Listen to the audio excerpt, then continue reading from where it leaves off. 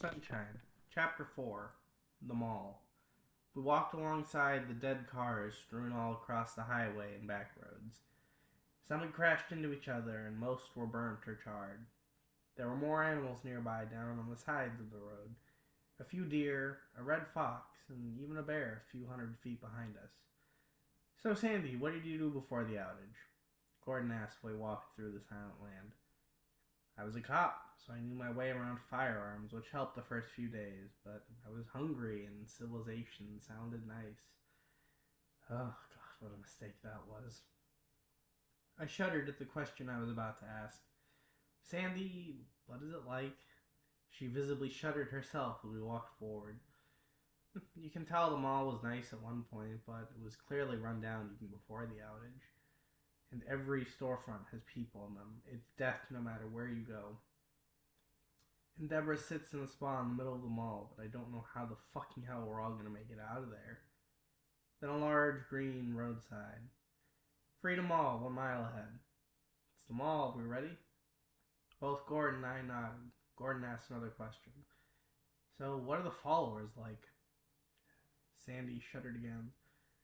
"Lunacy. Deborah kills most, but there is a way she goes about recruiting. She looks for the most insane and the broken."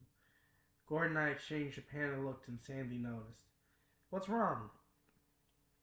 Gordon was speechless. "Well, it's just that Andy is very unstable. This isn't good. He might fit in a bit too well." Gordon started running, and then we all ran after him. Then we came to the large of a top hill.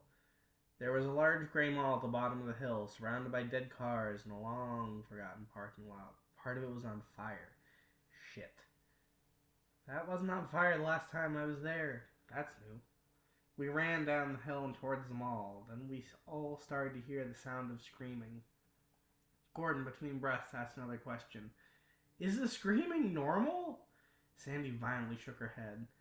Then a man ran outside of the mall, and his clothes wrapped in flames.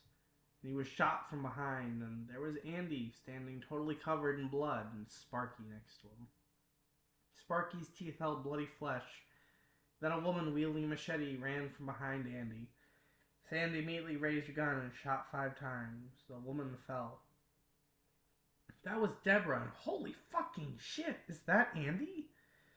I simply nodded. Andy continued to walk towards us. He then waved while smiling, flashing his signature smile.